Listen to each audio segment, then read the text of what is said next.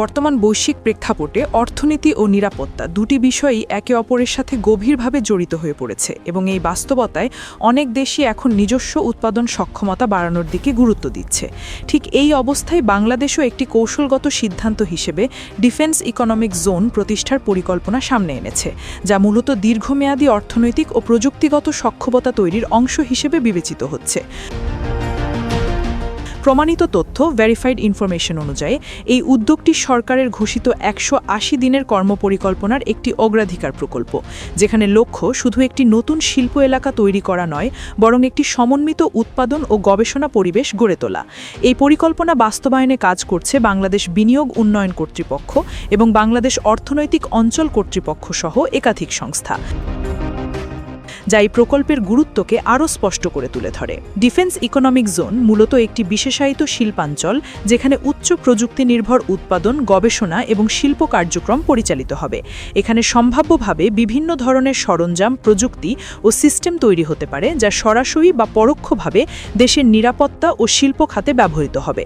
এই জোনে উন্নত ম্যানুফ্যাকচারিং, ইঞ্জিনিয়ারিং, ইলেকট্রনিক্স এবং কমিউনিকেশন প্রযুক্তির ব্যবহার বৃদ্ধি পেতে পারে, যা দেশের প্রযুক্তিগত ভিত্তিকে শক্তিশালী করবে। পাশাপাশি এটি একটি যাচাইযোগ্য পরিকল্পনা হিসেবে বিবেচিত, কারণ সংশ্লিষ্ট সূত্র অনুযায়ী চট্টগ্রামের মিরসরাই এলাকায় প্রায় 850 একর জমিতে এই প্রকল্প বাস্তবায়নের প্রস্তুতি নেওয়া হয়েছে। ফলে এটি শুধু একটি শিল্প প্রকল্প নয়, বরং একটি দীর্ঘমেয়াদী শিল্পায়ন কৌশলের অংশ। এই প্রকল্প বাস্তবায়িত হলে বাংলাদেশের অর্থনীতিতে বহুমাত্রিক পরিবর্তন আসতে পারে। প্রথমত, এটি নতুন একটি শিল্প খাত তৈরি করবে, যেখানে দেশীয় ও বিদেশি বিনিয়োগ আকৃষ্ট হতে পারে। ফলে কর্মসংস্থান বৃদ্ধি পাবে এবং অর্থনৈতিক কার্যক্রম আরও গতিশীল হবে। দ্বিতীয়ত, উচ্চ প্রযুক্তি নির্ভর উৎপাদনের মাধ্যমে দেশীয় দক্ষতা ও মানব সম্পদ উন্নয়ন ঘটবে, যা ভবিষ্যতে অন্যান্য শিল্প খাতেও ইতিবাচক প্রভাব ফেলতে পারে। তৃতীয়ত, এই জোনের মাধ্যমে রপ্তানিমুখী উৎপাদনের সুযোগ তৈরি হলে বৈদেশিক মুদ্রা অর্জনের নতুন পথ খুলে যেতে পারে। বিশ্লেষকদের মতে এটি একটি পরিকল্পিত রূপান্তর, প্ল্যান্ড ট্রান্সফরমেশন হিসেবে কাজ করতে পারে, যেখানে অর্থনীতি ধীরে ধীরে বিনিয়োগ নির্ভর ও প্রযুক্তি নির্ভর কাঠামোর দিকে অগ্রসর হবে। এই উদ্যোগ বাস্তবায়নের ফলে দেশের আকাশভিত্তিক সক্ষমতায়ও কিছু কাঠামোগত উন্নয়ন দেখা যেতে পারে। বর্তমানে বাংলাদেশ অনেক ক্ষেত্রেই বিদেশি প্রযুক্তির ওপর নির্ভরশীল, তবে এই ধরনের একটি জোন চালু হলে দেশীয়ভাবে কিছু প্রযুক্তি উন্নয়ন ও উৎপাদনের সুযোগ তৈরি হতে পারে।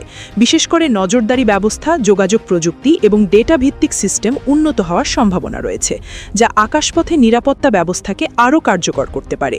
যদিও এটি সরাসরি সামরিক শক্তি বৃদ্ধির প্রকল্প নয়, তবে প্রযুক্তিগত সক্ষমতা বৃদ্ধি পেলে সামগ্রিক প্রতিরক্ষা ব্যবস্থায় ইতিবাচক প্রভাব পড়তে পারে এবং দীর্ঘমেয়াদে এটি একটি সহায়ক অবকাঠামো হিসেবে কাজ করতে পারে। স্থলভিত্তিক সক্ষমতার ক্ষেত্রেও এই উদ্যোগ একটি সহায়ক ভূমিকা পালন করতে পারে, কারণ দেশীয় উৎপাদন ও রক্ষণাবেক্ষণ সক্ষমতা বৃদ্ধি পেলে বিভিন্ন সরঞ্জাম ও সিস্টেমের ব্যবস্থাপনা আরও সহজ হবে। এর ফলে সরবরাহ নির্ভরতা কিছুটা কমে আসতে পারে এবং প্রয়োজন অনুযায়ী দ্রুত সাপোর্ট পাওয়া সম্ভব হতে পারে।